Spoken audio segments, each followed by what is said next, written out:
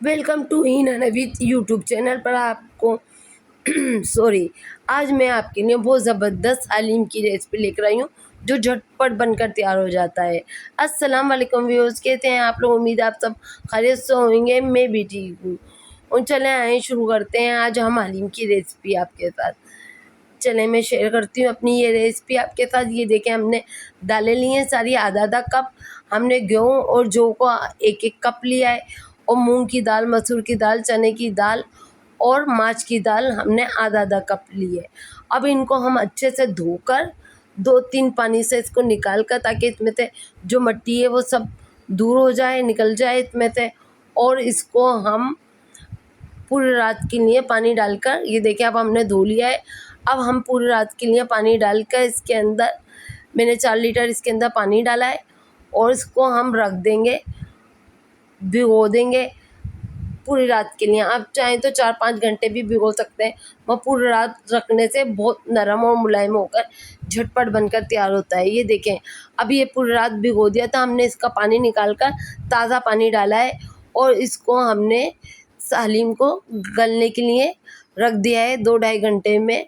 ये हमारी दालें और जो गंदम बहुत अच्छा सा गल जाएगा। ये देखिए गल गया है। अब मैंने हैंड ब्लेंडर से इसको ब्लेंडर कर कर स्मूथ सा साइड में रख दिया है। ये मैंने 1 कप ऑयल लिया है। अब मैंने ये साबुत गरम मसाले लिए हैं, 2 बदियान के फूल है, 2 बड़ी इलायची हैं, 4-5 काली मिर्च वो लौंगे हैं, 2 बड़ी स्टिक हैं दालचीनी की, 4-5 लौंगे वो छोटी वाली इलायची है, हाफ़ टी स्पून हमने इसके अंदर काली मिर्ची डाली है, और इसके अंदर 1 टीस्पून हमने ज़ीरा डाला है। इसको डालकर हमने एक बड़े साइज़ की प्याज डाली, इसको लाल किया, और लाल करने के बाद इसके अंदर हमने ये गोश्त डाल दिया है।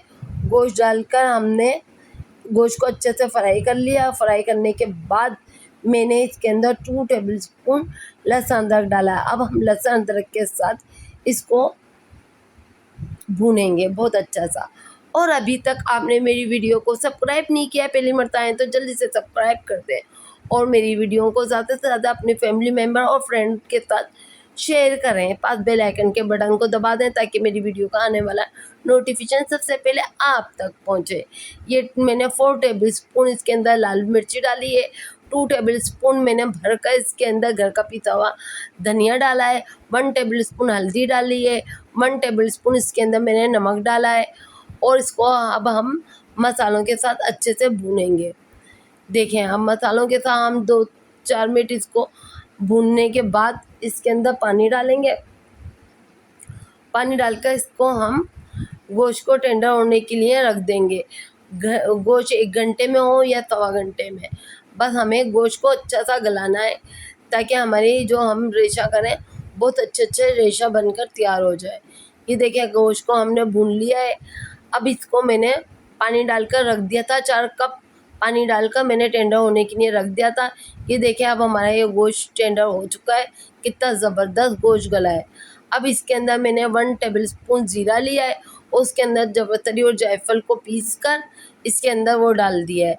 ये देखें सारे गर्म मसाले हम साबुत जो डाले थे वो इसमें से निकाल लेंगे हम, और अब इसके अंदर 1 टेबलस्पून हम गरम मसाला डालेंगे। अब इसको हम बहुत अच्छे से भूनेंगे, ताकि हमारे मसाले भी सारे यकजान हो जाएं, और इसमें कोई साबुत मसाला नहीं रहे। देखिए ये बहुत अच्छे से भून गया है। अभी इसमें ग्रेवी थोड़ी सी बाकी है, और आप थोड़ी और ग्रेवी में ही इसको ये घोट लिएगा। ऐसे ये घोटना लिया है मैंने, हम तो घोटना कहते हैं इसको, आप बताइएगा आप लोग क्या कहते हैं इसको। इससे हम अच्छा सा घोट लेंगे, आपको रेशे करने के लिए हाथ की भी गंदे करने की ज़रूरत नहीं होगी। ये देखिए कितना ज़बरदस्त हमारा रेशा बनकर तैयार हुआ है। ये जो हमने हलीम को साइड में ब्लेंडर कर कर रख दिया था हैंड ब्लेंडर से, अब उसमें हमने सारी ग्रेवी भी डाल दी है, और ये रेशा करा हुआ हलीम भी गोश्त भी डाल दिया है इसके अंदर। बीफ का मैंने बीफ का गोश्त 1.25 किलो लिया था। अब देखिए कितना स्मूथ सा हमारा ये हलीम बनकर तैयार हुआ है। और इसके अंदर मैंने 2 टेबलस्पून चाट मसाला डाला है, उससे इसमें और भी लजीज जायका आता है।